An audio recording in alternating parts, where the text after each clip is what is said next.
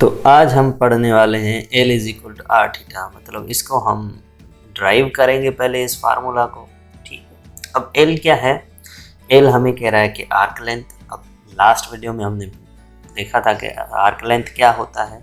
Are क्या है? Radius of circle, and theta यहाँ पे एंगल को शो कर रहा है, लेकिन ये क्या है? सर्कुलर सिस्टम में एंगल को शो कर रहा है, मीन्स रेडियन में होगा। ठीक है, तो अब कल जो हमने देखा था थोड़ा सा उसको देख लेते हैं दोबारा। कि सपोज मान लेते हैं कि ये हमारे पास सेंटर ऑफ सर्किल है और यहाँ तक ये जो है रेडियस है। ठीक है, और यहाँ पे ए की वैल्यू है, ये पॉइंट को हम ए कहते हैं सरकमफरेंस को। अगर हम यहाँ पे सरकमफरेंस में मूव करते हैं कोई भी लेंथ, ठीक है, यहाँ तक, इस पॉइंट को हम बी कह देते हैं। तो अब बी से लेके सेंटर तक ये भी हमारे पास रेडियस हो गया, ये भी हमारे पास रेडियस हो गया, और इसको हम कहते हैं एल, मतलब आर्क लेंथ, और ये हमारे पास एंगल बन जाएगी। अब हमने कल ये कहा कि अगर आर्क लेंथ हम जितनी भी बढ़ाते जाएं, जस्ट हमें क्या करना होता है, उसको रेडियस से डिवाइड करना पड़ता है, तो हमें जो है वो एंगल मिल जाती है रेडियन में। मतलब आपका आर्क लेंथ कुछ भी हो, ठीक है, आर्क लेंथ को जब आप रेडियस से डिवाइड करेंगे तो आपके पास क्या आ जाएगा?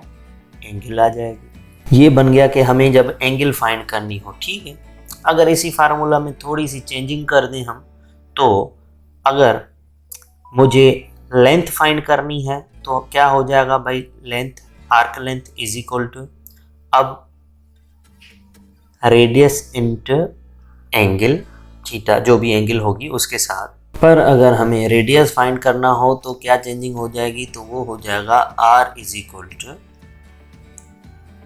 L upon theta.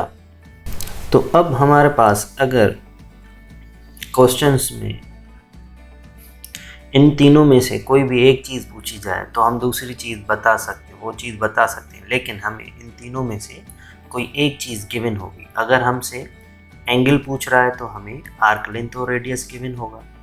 अगर हमसे आर्क लेंथ पूछ रहा है तो हमें रेडियस और एंगल गिवन होगी।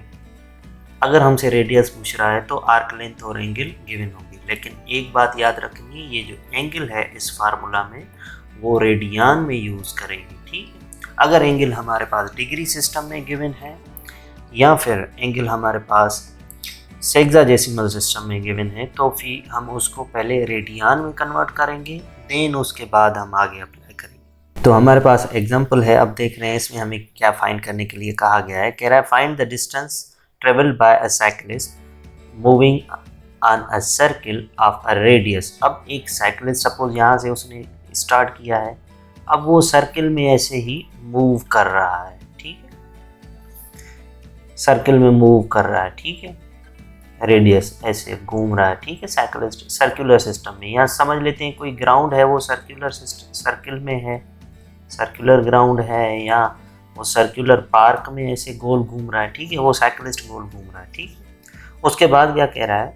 Of a radius of 15 metre. अब जो उस ग्राउंड का जो रेडियस है हमारे पास वो गिवन है 15 metre. If he makes 3.5 revolution. अब मेन चीज़ है, इस पे आते हैं 3.5 रेवोल्यूशन का मतलब क्या है? मतलब उसने एक पॉइंट से स्टार्ट किया, घूम के वापस जब उसी पॉइंट पे आ गया तो ये हो जाएगा एक रेवोल्यूशन। ठीक है, तो 3.5 रेवोल्यूशन मतलब 3 उसने कंप्लीट चक्कर लगाए, और 0.5 का मतलब है एक उसने आधा चक्कर लगाया, मतलब यहाँ पे आके सामने जहाँ से स्टार्ट किया था उसके सामने आके रुक गया। ये हो गया 3.5 रेवोल्यूशन। ठीक है, अब हमें क्या करना है? हमें डिस्टेंस मालूम करना है, मतलब आर्क लेंथ मालूम करनी है, क्योंकि हमें एंगल पता है। एंगल क्या है? वो 3.5 रेवोल्यूशन, ये हमारी एंगल हो गई, और हमारे पास रेडियस गिवन है 15 मीटर। तो भाई हम कहेंगे हमारे पास जो रेडियस है वो तो गिवन है 15 मीटर। ठीक है, एंगल हमारे पास जो है वो क्या है? 3.5 रेवोल्यूशन। अब हम क्या करेंगे? इसको मल्टीप्लाई करेंगे 1 रेवोल्यूशन से। तो हमने कल वाले लास्ट वीडियो में पढ़ा था कि भाई 1 रेवोल्यूशन किसके बराबर है? होता है 2 पाई के। तो अब हम इसको मल्टीप्लाई करेंगे 2 पाई से, तो हमारे पास जो रिजल्ट आ जाएगा वो हो जाएगा 7 पाई। मतलब अब हमारे पास जो एंगल है वो 7 पाई रेडियन है। ठीक है, तो अब हमें फाइंड क्या करना है, आर्क लेंथ फाइंड करनी है। तो इन तीनों में से कौन सा फार्मूला लगाएंगे, ये चीज़ लगाएंगे। तो भाई हमारे पास हो जाएगा L is equal to R theta, R हमारे पास क्या है 15 मल्टीप्लाई बाय अब एंगल 7 पाई। ठीक है, तो हमारे पास क्या हो जाएगा भाई, 15 को 7 से मल्टीप्लाई करें 105 पाई, ये हो गई हमारे पास आर्क लेंथ। अब हम पाई की वैल्यू पुट करके हम इसको 105 पाई, अब हम पाई की वैल्यू पुट करेंगे। अब अगर हम पाई की वैल्यू पुट ना करें तो हम यहीं पे भी लिख सकते हैं, लेकिन इसका यूनिट क्या हो, यूनिट होगा जो हमारे पास रेडियस का यूनिट था, रेडियस का यूनिट मीटर था, तो हम लिखेंगे मीटर। 107 पाई मीटर जो है वो हो जाएगी आर्क लेंथ।